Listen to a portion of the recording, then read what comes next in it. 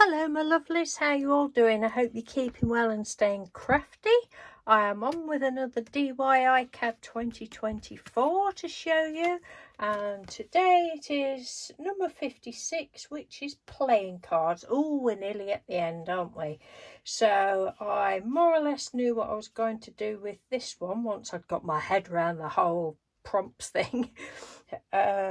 Let's show you it. Look, these are just, it's quick and easy one. This, I got these little cards, tiny little cards, look, sort of thumb width and a bit bigger.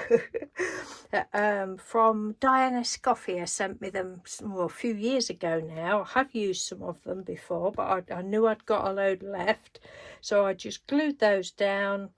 Fancy a game, wrote that out, and this was actually an afterthought. I've already done this video, but I'm doing it again now because this was an afterthought. I was going through my antiquarian sticker books and there was a couple of images actually, and I just chose this one. I thought, oh, that hopefully that one will fit.